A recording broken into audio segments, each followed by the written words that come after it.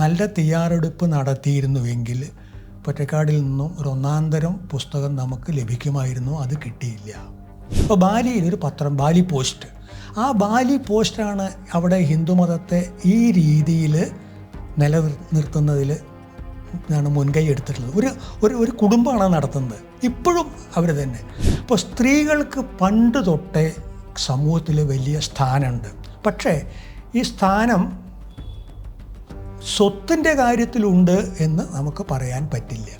ബാലിയിൽ വന്നിറങ്ങിയ ഒരു ഹിന്ദു മിഷണറിയെ കുറിച്ചിട്ട് ഞാൻ ഈ പുസ്തകത്തിൽ പറയുന്നുണ്ട്. അദ്ദേഹത്തിൻ്റെ പേര് നരേന്ദ്രദേവ് പണ്ഡിറ്റ് ശാസ്ത്രി എന്നാണ്. പൊറ്റക്കാട് പറയുന്നുണ്ട്, ഞാനൊരു ഹിന്ദുവാണ് എന്ന് ഇന്തോനേഷ്യൻ ഇമിഗ്രേഷൻ വകുപ്പ് തിരിച്ചറിഞ്ഞിരുന്നുവെങ്കിൽ എനിക്ക് ഇങ്ങോട്ട് പ്രവേശനം കിട്ടുമായിരുന്നില്ലേ. സനാതനിക്ക് അവിടെ പിടിച്ചു നിൽക്കാൻ പറ്റില്ല. കാരണം ഈ പന്നിയിറച്ചി അല്ലാതെ ഈ ബാലിയിൽ അക്കാലത്ത് ഒന്നും ഉണ്ടാവില്ല. ഇദ്ദേഹം എങ്ങനെ അവിടെ പിടിച്ചു നിന്നുള്ളതാണ്. ഇവിടെ ഇന്ത്യയിലത്തെ ഒരു ഹിന്ദു ബാലിയിൽ ചെന്ന് കഴിഞ്ഞാൽ അവരവരുടെ അമ്പലത്തിൽ കയറ്റില്ല. സാംസ്കാരിക രംഗത്തെ ഏറ്റവും ചെറിയ ചലനങ്ങളെപ്പോലും നിരീക്ഷിച്ചുകൊണ്ടിരിക്കുന്ന ഒരു അധ്യാപകനാണ് ഇന്ന് നമുക്കൊപ്പമുള്ളത്. വാർത്തികം മാസികയുടെ മുൻ പത്രാധിപരും എഴുത്തുകാരനും ചിന്തകനുമായ ശ്രീ KP ശശിധരൻ മാഷാണ് ഇന്ന് ബ്രേവിൻ്റെക്കൊപ്പമുള്ളത്.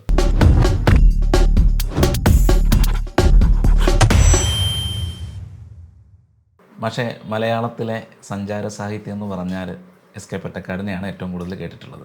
അത് ഭാരതീയമായാലും അങ്ങനെ നിരവധി കാപ്പിരികളുടെ നാട്ടിൽ. പക്ഷേ ഈ ഒരു വിമർശനാത്മകമായിട്ടുള്ളൊരു ഗ്രന്ഥം അത് രചിക്കാനുള്ളൊരു കാരണം എന്തായിരുന്നു? അതിൻ്റെ ഏറ്റവും പ്രധാനപ്പെട്ട കാരണം ബാലിയോട് എനിക്കുള്ള കലശലായ സ്നേഹമായിരുന്നു.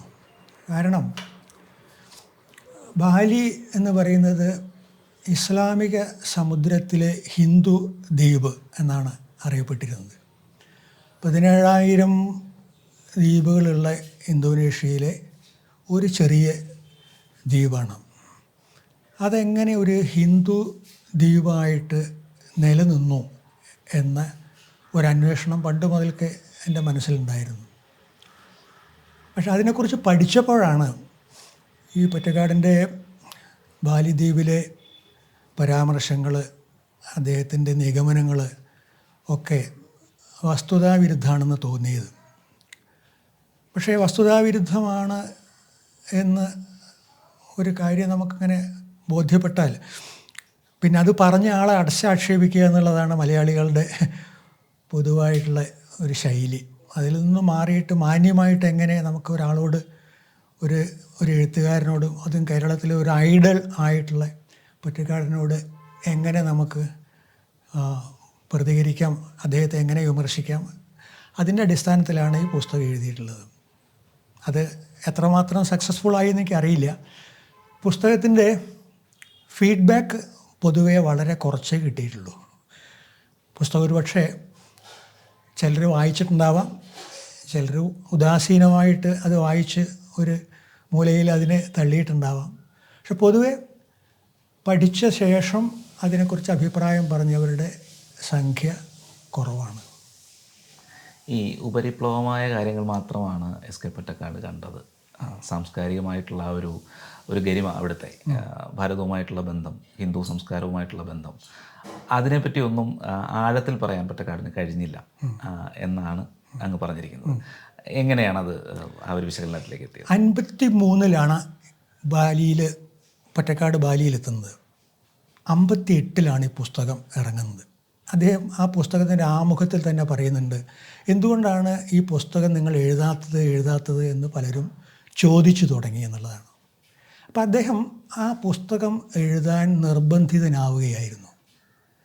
കാരണം അദ്ദേഹത്തിൻ്റെ കയ്യിൽ പുസ്തകം എഴുതാനുള്ള വിഭവങ്ങൾ, മെറ്റീരിയൽ കുറവായിരുന്നു എന്ന് തന്നെയാണ്. ഒരു പക്ഷേ ആ സന്ദർഭത്തിലായിരിക്കണം ഈ മെക്സിക്കൻ റൈറ്ററായിട്ടുള്ള കൊവറുബയുടെ പുസ്തകം ഇദ്ദേഹത്തിന് കിട്ടുന്നത്. അപ്പോൾ പുസ്തകം പൂർത്തിയാക്കാൻ വേണ്ടി ഇദ്ദേഹത്തിന് ഒരൊറ്റ വഴിയേ ഉണ്ടായിരുന്നുള്ളൂ, പൂർണ്ണ രൂപത്തിൽ കൊവറുബയെ ആശ്രയിക്കുക എന്നുള്ളത്. മറിച്ച് ഒരു 2-3 മാസം, ഏറ്റവും ചുരുങ്ങിയത് 2-3 മാസമെങ്കിലും ബാലിയിൽ സഞ്ചരിക്കാൻ പൊറ്റക്കാടിന് സന്ദർഭം കിട്ടിയിരുന്നുവെങ്കിൽ ഇതിനേക്കാൾ മികച്ച ഒരു പുസ്തകം അദ്ദേഹത്തിന് എഴുതാൻ കഴിയുമായിരുന്നു. കാരണം കോറുബയേക്കാൾ എന്തുകൊണ്ടും പ്രഗത്ഭനായിട്ടുള്ള എഴുത്തുകാരനാണ് പൊറ്റക്കാട്. കോറുബയ ചിത്രകാരനാണ്, എഴുത്തുകാരനാണ്, പലതുമുണ്ട്. അദ്ദേഹത്തിൻ്റെ ഭാര്യയുടെ സഹായവും ആ പുസ്തകത്തിന് കിട്ടിയിട്ടുണ്ട്. അതിലത്തെ പല ചിത്രങ്ങളും അദ്ദേഹത്തിൻ്റെ ഭാര്യ എടുത്ത ചിത്രങ്ങളാണ്, വരച്ച ചിത്രങ്ങളൊക്കെയാണ്. അങ്ങനെ തയ്യാറെടുപ്പില്ലാതെ പെട്ടെന്ന് എഴുതി തീർത്ത ഒരു പുസ്തകമാണ് ഈ ബാലിദ്വീപ്. നല്ല തയ്യാറെടുപ്പ് നടത്തിയിരുന്നുവെങ്കിൽ പൊറ്റക്കാടിൽ നിന്നും ഒരു ഒന്നാന്തരം പുസ്തകം നമുക്ക് ലഭിക്കുമായിരുന്നു. അത് കിട്ടിയില്ല. സാംസ്കാരികമായി ഭാരതവും ബാലിയും തമ്മിലുള്ള, അല്ലെങ്കിൽ ഹിന്ദു സംസ്കാരവുമായി ബാലിയിലെ ജനങ്ങൾക്കുള്ള അടുപ്പം എത്രത്തോളം ഉണ്ട്? ഇപ്പോഴും ഈ കാർത്തിക പൂർണിമ നാളിൽ ഒറീസയിൽ ഒരു ബാലി യാത്ര നടത്താറുണ്ട്. ചെറിയ ചെറിയ എന്താ പറയുന്ന തോണിയുടെയും കപ്പലിൻ്റെയൊക്കെ ആകൃതിയിലുള്ള ചില വസ്തുക്കൾ ഉണ്ടാക്കി കടലിലും ജലാശയത്തിലൊക്കെ ഒഴുക്കുന്ന ഒരു ഏർപ്പാടുണ്ട്. അപ്പോൾ കാർത്തിക പൂർണിമ നാളിൽ ആണ് കാറ്റ് അനുകൂലമായി ബാലിയിലേക്ക്, തെക്ക് കിഴക്കേ ഏഷ്യയിലേക്ക് വീശുന്നത്.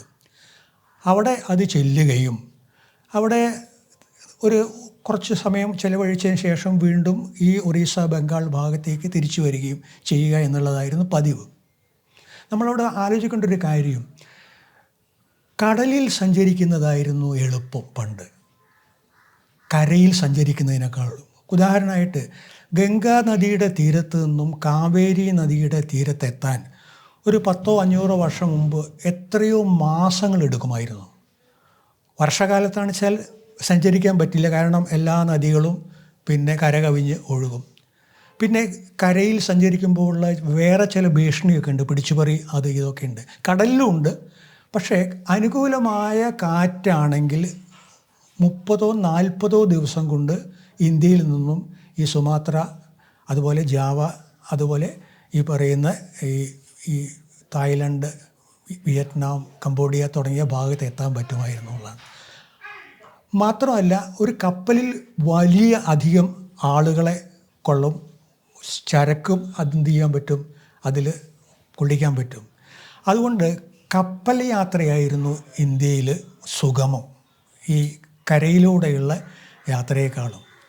അങ്ങനെ നിരന്തരം ഒറീസ, ബംഗാൾ ഭാഗത്ത് നിന്ന് ഈ തെക്ക് കിഴക്കേ ഏഷ്യയിലേക്ക് ഈ സഞ്ചാരികൾ പോയിരുന്നു. അങ്ങനെ പോയിരുന്ന കച്ചവടക്കാർ പോകുമ്പോൾ അവരുടെ കൂടെ ഈ പുരോഹിതന്മാർ നിർബന്ധമായിരുന്നു. കാരണം ഈ യാത്ര ദുർഘടം പിടിച്ച യാത്രയാണ്. അനുകൂലമായ സാഹചര്യം ഉണ്ടാകാൻ ഈ പുരോഹിതന്മാരെയും കൂട്ടിയിരുന്നുള്ളതാണ്. അപ്പോൾ കച്ചവടക്കാർ, പുരോഹിതന്മാർ തുടർന്ന് ഇന്ത്യയിലെ ഈ നാട്ടുരാജാക്കന്മാർ ഇവിടെ കച്ചവടത്തിന് സാധ്യതയുണ്ട് എന്ന് കണ്ടപ്പോൾ അവിടെ പോയി സെറ്റിൽ ചെയ്തു എന്നുള്ളതാണ്. അങ്ങനെയാണ് ഒരു മിനി ഇന്ത്യ. അപ്പോൾ അതിന് ഗ്രേറ്റർ ഇന്ത്യ എന്നാണ് പറയുന്നത്. ഈ ക്ഷേത്രങ്ങളുടെ ഒരു എണ്ണം കൊണ്ട് സമ്പന്നമാണ് ബാലി. അതായത് അത്രത്തോളം ഹിന്ദു ക്ഷേത്രങ്ങൾ, ഹിന്ദു ദേവീ ദേവന്മാരുടെ ക്ഷേത്രങ്ങൾ. എങ്ങനെയാണ് ആ ഒരു സംസ്കാരം അവിടെ ഉണ്ടായി വന്നത്? അവിടെ പോയതിന് ശേഷം ഈ ഒരുപോലെയല്ല, എല്ലാം ഒരുപോലെയല്ല, വ്യത്യാസങ്ങളുണ്ട്. അത് അവിടെ തന്നെ ഒരു സംസ്കാരം രൂപപ്പെട്ട് വരികയായിരുന്നു ബാലിയിൽ. ബാലിയിൽ എല്ലാ വീട്ടിലും ക്ഷേത്രമുണ്ട്. അതെ. ബാലിക്കാർ കഴിക്കുന്നത് പ്രസാദമാണ്. ദേവന് നിവേദിച്ചതിൻ്റെ ബാക്കിയാണ് അവർ കഴിക്കുന്നത്. അങ്ങനെ ഒരു സങ്കല്പം ലോകത്ത് ഒരു സ്ഥലത്തും കാണില്ല എന്നുള്ളതാണ്. ഏത് ബാലിയിലെ 1 ഇഞ്ച് ഭൂമിയിൽ പോലും നമുക്ക് ഇത് കാണാൻ പറ്റും. നിങ്ങൾ ദെങ്പസാർ വിമാനത്താവളത്തിൽ ഇറങ്ങിയാൽ ആ വിമാനത്താവളത്തിൽ നിന്ന് നിങ്ങൾ വാഷ്റൂമിലേക്ക് ചെന്നാൽ വാഷ്റൂമിൽ നിങ്ങൾ കാണുന്നത് ചെട്ടിപ്പൂവാണ്. ആ വാഷ്റൂമിൻ്റെ പല ഭാഗത്തും മാരിഗോൾഡ് എന്ന് പറയില്ലേ, പല പേരുകളാണ് പല ഭാഗത്ത് അതിന് പറയാറ്. ആ പൂക്കൾ ഇങ്ങനെ വാഷ്റൂമിൽ വെച്ചത് കാണാം. അവിടെ ലോസ്റ്റ് ആൻഡ് ഫൗണ്ട് എന്ന് പറയുന്ന ഒരു ഇതിലേക്ക് ആ എയർപോർട്ടിൽ എൻ്റെ മകൻ്റെ ഒരു പുസ്തകം ഈ ഫ്ലൈറ്റിൽ വെച്ച് മറന്നുപോയിരുന്നു. അപ്പോൾ ഞാൻ ആ ലോസ്റ്റ് ആൻഡ് ഫൗണ്ടിൽ ചെന്നിട്ടൊരു പരാതി കൊടുത്തു, ഒരു പുസ്തകം ഫ്ലൈറ്റിൽ വെച്ച് മറന്നിട്ടുണ്ടൊന്ന് കിട്ടിയാൽ കൊള്ളാമെന്ന്. അപ്പോൾ നോക്കുമ്പോൾ ആ ഈ ബ്യൂറോയിൽ കാണുന്നത് ഒരു ബാലി ഭാഷയിൽ എഴുതിയിട്ടുള്ള ഒരു ശ്ലോകം. ഒരാൾ തേര് തെളിക്കുന്നുണ്ട്, മറ്റേയാൾ ആ തേരിൽ നിൽക്കുന്നുണ്ട്. ഗീതയിലെ ഒരു ശ്ലോകമാണ്. ആ ശ്ലോകമാണ് നമ്മൾ എയർപോർട്ടിൽ ഇറങ്ങുമ്പം കാണുന്നത്. അതുപോലെ ഞാൻ നേരത്തെ പറഞ്ഞിട്ടുള്ള ഈ ചെട്ടിപ്പൂവിൻ്റെ സുഗന്ധം, അതിൻ്റെ ഒരു ആധ്യാത്മികമായ സൗരഭ്യം നിങ്ങൾ ബാലിയുടെ കടൽപ്പുറത്തായാലും ബാലിയിലത്തെ ഈ സ്ട്രീറ്റിൽ നടന്നു പോകുമ്പോൾ നമുക്ക് ഈ നറുക്കലയിൽ വെച്ച നിവേദ്യം ചവിട്ടാതെ നടന്നു പോകാൻ പറ്റില്ല. അപ്പോൾ എവറി ഇഞ്ച് എന്താണ് ബാലിയിൽ ആധ്യാത്മികമാണ് അല്ലെങ്കിൽ ദൈവികമാണ് എന്നുള്ളതാണ്. ഈ പുപ്പുത്താനെ കുറിച്ചൊരു പരാമർശമുണ്ട്, അത് ബാലിദ്വീപിലും വായിച്ചിട്ടുണ്ട്. അപ്പോൾ അതിൻ്റെ ഒരു യഥാർത്ഥ സംഗതി എന്താണ്? അത് വാസ്തവത്തിൽ നമ്മുടെ നാട്ടിലുണ്ടായിരുന്നു എന്നെനിക്ക് തോന്നുന്നു. ഇവിടെ ഈ വള്ളുവക്കൊനാതിരിയും സാമൂതിരിയും തമ്മിൽ നടത്തിയിരുന്ന ആ സ്പർദ്ധയുള്ള മാമാങ്കത്തിന് മുൻപ് ഈ ചാവേർ പടയാളികൾ പോയിട്ട് പിതൃക്രിയ ചെയ്യാറുണ്ട്. അവർക്ക് ഉറപ്പാണ് മരിക്കുമെന്നുള്ളത്. അപ്പോൾ മരണത്തിന് മുമ്പ് പോയി പിതൃക്രിയ ചെയ്ത ശേഷമാണ് ഈ ചാവേറ്റ് പട്ടാളക്കാർ 10-18 വയസ്സായിട്ടുണ്ടാവുള്ളൂ അവർ പോയിട്ട് ഈ ഈ സാമൂതിരിയെ നേരിടുന്നത്. ഇതേപോലെ തലേ ദിവസം ഇവർ പിതൃക്രിയ നടത്തിയ ശേഷമാണ് യുദ്ധത്തിന് പോകുന്ന ബാലിക്കാർ. അവർക്ക് ഉറപ്പാണ് എല്ലാവരും അവർ മരിക്കും എന്നുള്ളത്. പക്ഷേ അവർ ആത്മാഭിമാനം പണയം വയ്ക്കില്ല. ഉദാഹരണമായിട്ട് ഈ പറയുന്ന ദെങ്പസാറിൽ വെച്ച് നടന്ന ആ പുപ്പുത്താൻ അവിടുത്തെ രാജാവിനെ ഒഴിവാക്കാമായിരുന്നു. കുറച്ച് പൈസ ഈ ഡച്ചുകാർക്ക് കൊണ്ട് കൊടുത്തിട്ട് നമ്മൾ ഇന്ത്യയിലെ രാജാക്കന്മാരൊക്കെ ചെയ്തിരുന്ന പോലെ സാഷ്ടാംഗം പ്രണമിച്ചിരുന്നുവെങ്കിൽ അത് ഒഴിവാക്കാമായിരുന്നു. അപ്പോൾ അവരേതാണ് ബെറ്റർ എന്ന് നോക്കി, മരണമാണോ കീഴടങ്ങലാണോ?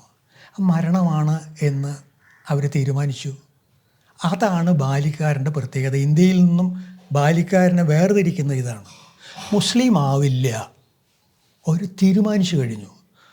ആ ഒരു തീരുമാനം നമ്മുടെ ഇന്ത്യയിലെ ഈ നാട്ടുരാജാക്കന്മാരും ഇപ്പോൾ കോഴിക്കോട്ടെ സാമൂതിരി, ആ സാമൂതിരിപ്പാടിൻ്റെ പ്രജകളിൽ ചിലരെ ഈ പുതിയ മതത്തിന് സംഭാവന ചെയ്തു എന്നുള്ളതാണ്. ബാലിക്കാരത് ചെയ്തില്ല. കാരണം ബാലിക്കാരൻ്റെ ഉള്ളിൽ ഈ ആധ്യാത്മികതയോടൊപ്പം പൊളിറ്റിക്കൽ സയൻസിൻ്റെ വളരെ ശക്തമായ അംശങ്ങളും ഉണ്ടെന്നുള്ളതാണ്. ഇപ്പോൾ ഇന്ത്യക്കാർക്ക് ഉള്ളൊരു കുഴപ്പം, അവരുടെ ഭാഷ എപ്പോഴും മോറൽ സയൻസിൻ്റെ ഭാഷയാണ്. എല്ലാ സമയത്തും നമുക്കിത് കാണാൻ പറ്റും. പൊളിറ്റിക്കൽ സയൻസ് എവിടെയോ വെച്ച് മുറിഞ്ഞു പോയിട്ടുണ്ട്. നമുക്കത് ഉണ്ടായിരുന്നു എന്നുള്ള കാര്യത്തിൽ ഒരു സംശയമില്ല. ചാണക്യൻ്റെ അർത്ഥശാസ്ത്രം വായിച്ചിട്ടുണ്ടെങ്കിൽ കൃത്യമായിട്ട് മനസ്സിലാവും ഇന്ത്യയുടെ പൊളിറ്റിക്കൽ സയൻസ് എപ്രകാരമായിരിക്കണം എന്നുള്ളത്. അത് 10ാം നൂറ്റാണ്ടോടുകൂടി ആ പൊളിറ്റിക്കൽ സയൻസിൻ്റെ ഒരു സംസ്കാരം നമ്മളിൽ നിന്ന് നഷ്ടപ്പെട്ടു പോവുകയാണ്. 10ാം നൂറ്റാണ്ടിൽ സംഭവിക്കാനുള്ള കാരണം ഈ അർത്ഥശാസ്ത്രം രാജകുമാരന്മാർക്ക് പഠിക്കാനുള്ളതായിരുന്നു. അപ്പോൾ ഇന്ത്യയിലെ എല്ലാ രാജാക്കന്മാരും ഇത് അവിടുത്തെ രാജാക്കന്മാരെ പഠിപ്പിച്ചിട്ടുണ്ട് പൊളിറ്റിക്കൽ സയൻസ്. പക്ഷേ 10ാം നൂറ്റാണ്ടാകുമ്പോഴത്തേക്കും മുസ്ലിം രാജ്യഭരണമാണ് നമ്മൾ ഇന്ത്യയിൽ കാണുന്നത്. തുടർന്ന് ബ്രിട്ടീഷുകാർ വരുന്നു, അവർക്ക് ഇതിൻ്റെ ആവശ്യമില്ല എന്നുള്ളതാണ്. മറിച്ചായിരുന്നുവെങ്കിലോ ഈ ചാണക്യൻ്റെ അർത്ഥശാസ്ത്രത്തിൽ പറഞ്ഞ അതേ കാര്യം നമ്മൾ ഈ ആധ്യാത്മിക ശാസ്ത്രഗ്രന്ഥങ്ങൾ പഠിച്ചതുപോലെ നമ്മുടെ ഇന്ത്യ ഫോളോ ചെയ്തിരുന്നുവെങ്കിൽ ഈ അടിമത്തം ഇന്ത്യയിൽ ഉണ്ടാകുമായിരുന്നില്ല എന്നെനിക്ക് തോന്നുന്നുണ്ട്. ബാലിയിൽ ഈ പുപ്പുത്താൻ ഉൾപ്പെടെയുള്ള ഈ ഒരു അവരുടെ ആ സംസ്കാരത്തിൻ്റെ ഭാഗമായിട്ടുള്ള പ്രവർത്തനങ്ങൾ, ഒപ്പം മുസ്ലിം ആകില്ല എന്നുള്ളൊരു തീരുമാനം, ഇതൊക്കെയാണോ അവിടെ ഒരു പ്രത്യേക തുരുത്തായിട്ട് ഇന്തോനേഷ്യ പോലൊരു രാജ്യത്ത് നിലനിർത്തുന്നത്? അവരെ നിലനിർത്താനുള്ള കാരണം അതാണ്. അതെ, അത് നമുക്ക് വളരെ അത്ഭുതം തോന്നും.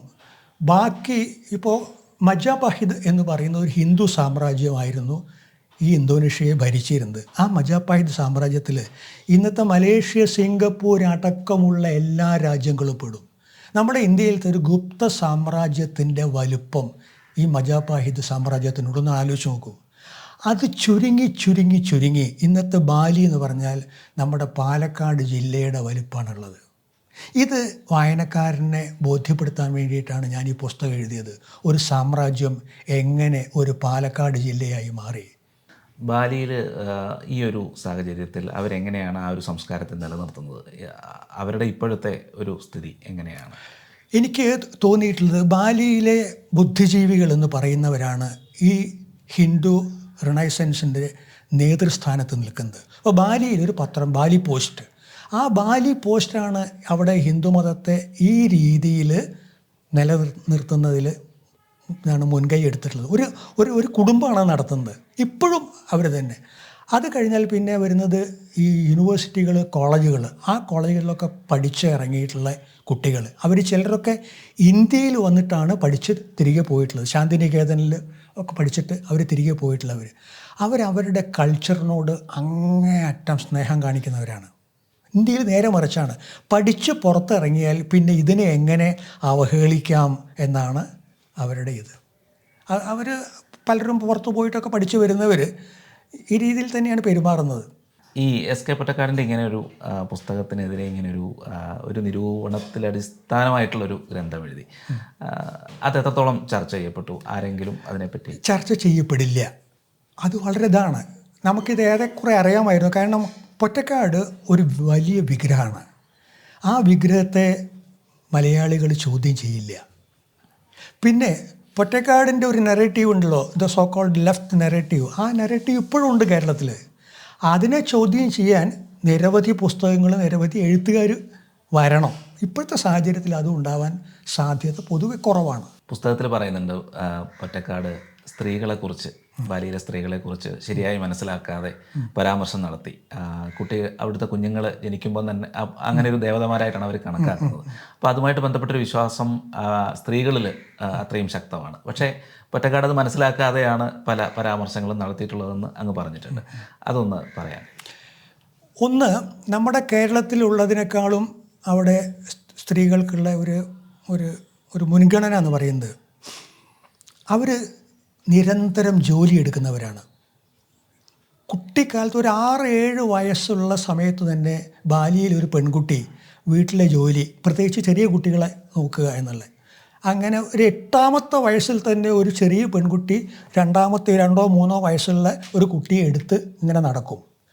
അത് കഴിഞ്ഞാൽ വിവാഹം കഴിച്ച് വേറൊരു വീട്ടിലേക്ക് പോകുന്നു. ആ വീട്ടിലത്തെ ജോലി മുഴുക്ക അവർ ചെയ്യുക പകൽ ജോലിയാണ്. അത് കഴിഞ്ഞ് മധ്യവയസ്സായാൽ എന്ത് സംഭവിക്കുന്നു? ഒരു കൊട്ടയും എടുത്ത് പച്ചക്കറിയുമായിട്ട് ചന്തയിലേക്ക് പോകുന്നു. ജീവിതാവസാനം വരെ അവർ ജോലി ചെയ്യണമെന്നില്ല. ഇത് നമ്മുടെ കേരളത്തിലില്ല. ഈ പറയുന്നത് വളരെ അപൂർവം. ഈ നാട്ടു ജോലിയൊക്കെ ചെയ്യുന്ന, പാടത്തൊക്കെ പണിയെടുക്കുന്നവർക്കായിരിക്കാം ഇങ്ങനെ ചെയ്യുന്നത്. അതുകൊണ്ട് അവിടുത്തെ സ്ത്രീകളെയും നമ്മുടെ നാട്ടിലെ സ്ത്രീകളെയും കമ്പയർ ചെയ്യുമ്പോൾ, താരതമ്യം ചെയ്യുന്ന സമയത്ത് ചില്ലറ ബുദ്ധിമുട്ടുണ്ട്. 2, ഈ മതപരമായ കാര്യങ്ങൾ മുഴുക്ക ചെയ്യുന്നത്, ഭൂരിപക്ഷം ജോലിയും ചെയ്യുന്നത് എന്താണ്? സ്ത്രീകളാണ്.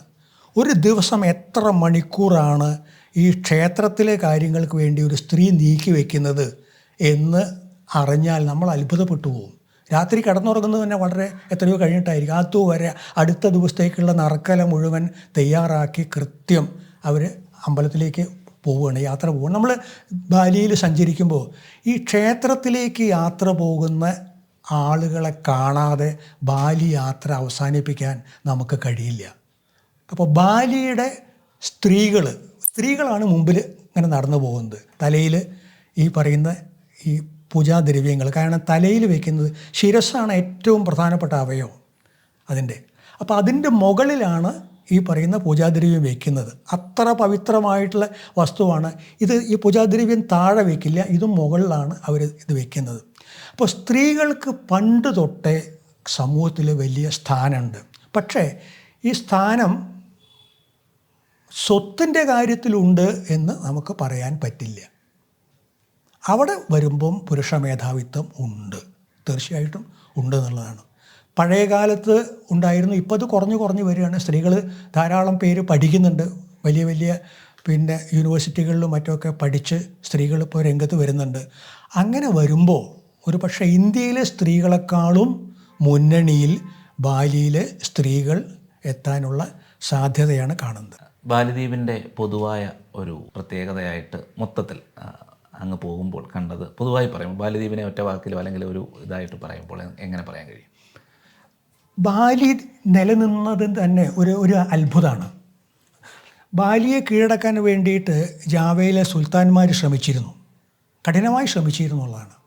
പക്ഷേ ബാലിക്കാരുടെ ഭാഗ്യം എന്ന് പറയുന്നത്, ആ ശ്രമം അങ്ങനെ വിജയത്തിലേക്ക് നീങ്ങുന്ന ഘട്ടത്തിലാണ് ഡച്ചുകാർ അവിടെ എത്തുന്നത്. ജാവയിലത്തെ സുൽത്താൻമാർ ബാലിയെ കീഴടക്കിയിരുന്നുവെങ്കിൽ നമ്മൾ ഇന്ന് കാണുന്ന ബാലിയുടെ വൈവിധ്യം നമുക്ക് അവിടെ കാണാൻ ഒരിക്കലും സാധ്യമാവില്ല. ബാലിയിൽ ഒരു വില്ലേജിൽ, ഒരു ഗ്രാമത്തിലുള്ള ഈ ചടങ്ങുകൾ അല്ല അടുത്ത ഗ്രാമത്തിൽ ഉണ്ടാവുന്നത്. അത് പല ഗ്രന്ഥകാരന്മാരും അത് എഴുതിയിട്ടുണ്ട്. അപ്പോൾ ബാലിയെ പഠിക്കണമെങ്കിൽ നമുക്ക് ബാലിക്ക് ഒരു യൂണിഫോം ആയിട്ടുള്ള ഒരു കൾച്ചർ ഉണ്ടെന്ന് നമുക്ക് പറയാൻ നിവൃത്തില്ല. ഒരു ക്ഷേത്രവും മറ്റേ ക്ഷേത്രവും തമ്മിൽ അത്ര വലിയ വ്യത്യാസം ഉണ്ടാവും. പക്ഷേ മുസ്ലിം ഭരണമാണ് ഇവിടെ വന്നിരുന്നതെങ്കിൽ ഇതൊക്കെ യൂണിഫോം ആയിട്ട് മാറാൻ ഏതാനും മാസം മാത്രമേ വേണ്ടി വരുമായിരുന്നുള്ളൂ. ഡച്ചുകാർ വന്നപ്പോൾ അവർക്ക് മനസ്സിലായി ഇതൊരു അത്ഭുത ദ്വീപാണ്, ഈ ദ്വീപിനെ വിറ്റ് കാശാക്കാൻ പറ്റും. അതാണ് അവർ മനസ്സിലാക്കിയത്. കാരണം യൂറോപ്പിലുള്ള സഞ്ചാരികളെ, വിനോദസഞ്ചാരികളെ മുഴുക്കെ ഇവിടെ കൊണ്ടുവന്നാൽ ഡച്ചുകാരൻ ലോകത്തിലെ ഏറ്റവും നല്ല കച്ചവടക്കാരൻ കൂടിയാണ്, അതുകൊണ്ട് കാശുണ്ടാക്കാം എന്നാണ് അവർ കരുതിയത്. അതുകൊണ്ട് തന്നെയാണ് വിദേശ മിഷണറിമാരെ കുറച്ച് കഴിഞ്ഞപ്പോൾ അവർക്ക് അകറ്റേണ്ടി വന്നത്. മിഷണറിമാർ വന്ന് ബാലിയെ ഒരു യൂണിഫോം ഒരു ശൈലിയിലേക്ക് കൊണ്ടുവന്നാൽ പിന്നെ ബാലിയിലൊന്നും കാണാനില്ല, ആരും പിന്നെ ഇവിടേക്ക് വരില്ല. ഡച്ചുകാരുടെ കാൽക്കുലേഷൻ ശരിയായി. ഇന്നും ഏറ്റവും അധികം വിനോദസഞ്ചാരികൾ വരുന്നത് ജാവയിലല്ല, ബാലിയിലാണ്. ഈ ഭാരതവും ബാലിയും തമ്മിലുള്ളൊരു സാംസ്കാരിക ബന്ധം ശക്തമാകുന്നുണ്ടോ? എന്ത് തോന്നുന്നു? ബാലിയെക്കുറിച്ചുള്ള പുസ്തകങ്ങൾ നമ്മുടെ നാട്ടിൽ വളരെ കുറവാണ്. ഞാനൊരു ഒറ്റ ഉദാഹരണം പറയാം. ബാലിയിൽ വന്നിറങ്ങിയ ഒരു ഹിന്ദു മിഷണറിയെ കുറിച്ചിട്ട് ഞാൻ ഈ പുസ്തകത്തിൽ പറയുന്നുണ്ട്. അദ്ദേഹത്തിൻ്റെ പേര് നരേന്ദ്രദേവ് പണ്ഡിറ്റ് ശാസ്ത്രി എന്നാണ്. ആ ആളെക്കുറിച്ച് ഒരു നല്ല ലേഖനം പോലും നമുക്ക് ഇന്ന് ലഭ്യമല്ല. ഒരു പുസ്തകം പോട്ടെ, ഒരു ലേഖനം പോലും ഞാൻ ഈ നെറ്റ് മുഴുക്ക തിരഞ്ഞിട്ടുണ്ട്. ഏതെങ്കിലും തരത്തിൽ ഈ നരേന്ദ്രദേവ് പണ്ഡിറ്റ് ശാസ്ത്രിയെക്കുറിച്ച് വല്ല വിവരം കിട്ടുമോ എന്ന്. 47, 48, 49 കാലത്ത് ആയിരിക്കണം ഈ ശാസ്ത്രി ഇന്ത്യയിൽ നിന്ന് ഈ ഇന്തോനേഷ്യയിൽ എത്തിയിട്ടുള്ളത്. ഈ ശാസ്ത്രിയെക്കുറിച്ച് വളരെ മോശമായ ഭാഷയിലാണ് പൊറ്റക്കാട് സംസാരിച്ചിട്ടുള്ളത്, വളരെ മോശമായിട്ടുള്ളത്. അപ്പോൾ ഇദ്ദേഹം വലിയൊരു വിവരമൊന്നുമില്ലാത്ത ആളാണ് എന്ന നിലയിൽ സംസാരിച്ച് വെച്ചിട്ടുണ്ട്. അപ്പോൾ ഈ ആളെക്കുറിച്ച് വിവരം കിട്ടാൻ ഇപ്പോൾ എന്താ മാർഗം? നരേന്ദ്രദേവ് ശാസ്ത്രിയെക്കുറിച്ച് വിവരം കിട്ടാനുള്ള മാർഗം എന്താണ്? അപ്പോൾ ഞാൻ മറ്റ് പുസ്തകങ്ങൾ ഇങ്ങനെ വായിച്ച് എനിക്ക് ഒരിടത്ത് എത്തിയപ്പോൾ ഒരു വിവരം കിട്ടി. ഇദ്ദേഹത്തിൻ്റെ അധ്യാപകനായിരുന്നു ഡോക്ടർ രഘുവീര. രഘുവീര എന്ന് പറയുന്ന ആൾ ജനസംഘത്തിൻ്റെ അഖിലേന്ത്യാ അധ്യക്ഷനായിരുന്നു. അദ്ദേഹം ഒരു കാറപകടത്തിൽ മരിച്ചുപോയാണ്. അതിൻ്റെ ഡോക്ടർ രാംമനോഹർ ലോഹിയയുടെ ഒരു തെരഞ്ഞെടുപ്പ് മീറ്റിങ്ങിൽ പങ്കെടുക്കാൻ വേണ്ടി അദ്ദേഹം പോയപ്പോൾ ഒരു കാറപകടത്തിൽ മരിച്ചുപോയി. ഈ ഡോക്ടർ രഘുവീര ഇന്ത്യയിലത്തെ ഏറ്റവും വലിയ ഇൻഡോളജിസ്റ്റാണ് ഈ മനുഷ്യൻ. ഏഷ്യയിലും മറ്റ് പല രാജ്യങ്ങളിലും നടന്ന സംസ്കൃത പുസ്തകങ്ങൾ മുഴുക്കെ ശേഖരിച്ച് ഇന്ത്യയിൽ കൊണ്ടുവന്നിട്ടുള്ള ആളാണ്, മഹാപണ്ഡിതൻ. ഇദ്ദേഹം ജോലി ചെയ്തിരുന്നത് ലാഹോറിലെ സനാതനധർമ്മ കോളേജിലാണ്. സനാതനധർമ്മ കോളേജിലെ സംസ്കൃത വിദ്യാർത്ഥിയായിരുന്നു ഈ പറയുന്ന ശാസ്ത്രി. രഘുവീരയുടെ മകൻ ഡോക്ടർ ലോകേഷ് ചന്ദ്ര എന്ന് പറയുന്ന ആൾ പാർലമെൻറ്റ് MP ആണ്. അപ്പോൾ ഞാൻ ഡോക്ടർ ലോകേഷ് ചന്ദ്രയ്ക്ക് കത്തയച്ചു, സംസാരിച്ചു. എനിക്ക് ഇദ്ദേഹത്തെക്കുറിച്ചുള്ള വിവരം കിട്ടണം. അദ്ദേഹം കത്തയച്ചു. ആ കത്തിൽ 2 കത്ത് ഞാൻ ഈ പുസ്തകത്തിൽ കൊടുത്തിട്ടുണ്ട്. പക്ഷേ നോക്കൂ, ഇദ്ദേഹത്തെക്കുറിച്ച് ഇപ്പോഴും ഇദ്ദേഹത്തെ ആരയച്ചു, ആരാണ് ഇദ്ദേഹത്തിന് ചെലവിന് കൊടുത്തത്, ഇദ്ദേഹത്തെ ഇന്തോനേഷ്യയിൽ സംരക്ഷിച്ച് നിർത്തിയത് ആരാണ്? ഇദ്ദേഹത്തിൻ്റെ പൊടി പോലും ഈ ബാലിയിൽ ഉണ്ടാകുമായിരുന്നില്ല. പൊറ്റക്കാട് പറയുന്നുണ്ട്, ഞാനൊരു ഹിന്ദുവാണ് എന്ന് ഇന്തോനേഷ്യൻ എമിഗ്രേഷൻ വകുപ്പ് തിരിച്ചറിഞ്ഞിരുന്നുവെങ്കിൽ എനിക്ക് ഇങ്ങോട്ട് പ്രവേശനം കിട്ടുമായിരുന്നില്ല. SK പൊറ്റക്കാട് എന്ന് കേട്ടപ്പോൾ അവർക്കത് എന്താണ് ആ പേര്, SK ശങ്കരൻകുട്ടി എന്നാണ് എഴുതിയിരുന്നെങ്കിൽ ചിലപ്പോൾ അവർക്ക് ആളെ തിരിച്ചറിയാൻ പറ്റും. 47-48 കാലത്തൊക്കെ ഒരു ഹിന്ദു മിഷണറിയെ ഒരിക്കലും ഇന്തോനേഷ്യക്കാർ സ്വാഗതം ചെയ്യില്ല. പക്ഷെ ഇദ്ദേഹം അവിടെ എത്തിയിട്ട് ഇദ്ദേഹത്തിന് അവിടെ നിൽക്കാൻ പറ്റിയത് ഈ ബാലിക്കാരുടെ ആക്കാമഴിഞ്ഞ പിന്തുണയാണ്. പൊറ്റക്കാട് തന്നെ ഇതിൽ പറയുന്നുണ്ട്, എല്ലാ ബാലിക്കാരനും ഈ നരേന്ദ്രദേവ് ശാസ്ത്രിയെ അറിയാം എന്ന് പറഞ്ഞാൽ എന്താ അർത്ഥം? ബാലിയിൽ എല്ലാ വീടുകളിലും ഈ മനുഷ്യൻ ചെന്നു എന്നുള്ളതാണ്. ഇദ്ദേഹത്തിൻ്റെ ബാലി ഭാഷ അവിടുത്തെ ഒരു പുരോഹിതൻ സംസാരിക്കുന്നത് പോലെ വശമായിരുന്നു എന്നുള്ളതാണ്. പക്ഷേ നമുക്ക് ഈ നരേന്ദ്രദേവ് ശാസ്ത്രിയെക്കുറിച്ച് ഒന്നും അറിയില്ല. ഞാൻ ഊഹിച്ചിട്ട് ഇതിൽ എഴുതിയിട്ടുണ്ട്, 47 സ്വാതന്ത്ര്യം ലഭിക്കുന്ന സമയത്ത് ഈ പാർട്ടീഷൻ നടക്കുമ്പോൾ പഞ്ചാബിൽ, ഇന്നത്തെ പാകിസ്ഥാനിലെ പഞ്ചാബിൽ ജീവിച്ചിരുന്ന ശാസ്ത്രി വേരോടെ പിഴുതെറിയപ്പെട്ടു. ആ സമയത്താണ് ഇദ്ദേഹത്തെ ആരോ ഇന്തോനേഷ്യയിലേക്ക് പറഞ്ഞയക്കുന്നത്. ഒരു പക്ഷേ എനിക്ക് തോന്നിയത് ആര്യ സമാജക്കാരാണ് അദ്ദേഹത്തെ പറഞ്ഞയച്ചത്. കാരണം അദ്ദേഹത്തിൻ്റെ അവിടുത്തെ മിഷണറി ശൈലി ആര്യ സമാജക്കാരുടേതാണ്. അദ്ദേഹം ഒരു സനാതനിയല്ല. സനാതനിക്ക് അവിടെ പിടിച്ചു നിൽക്കാൻ പറ്റില്ല. കാരണം ഈ പന്നിയിറച്ചി അല്ലാതെ ഈ ബാലിയിൽ അക്കാലത്ത് ഒന്നും ഉണ്ടാവില്ല. ഇദ്ദേഹം എങ്ങനെ അവിടെ പിടിച്ചു നിന്നുള്ളതാണ്. എല്ലാ ബാലിക്കാരൻ്റെയും ഒരു അഭിമാനമായിരുന്നു ഈ ശാസ്ത്രി. അതെങ്ങനെ മാറി?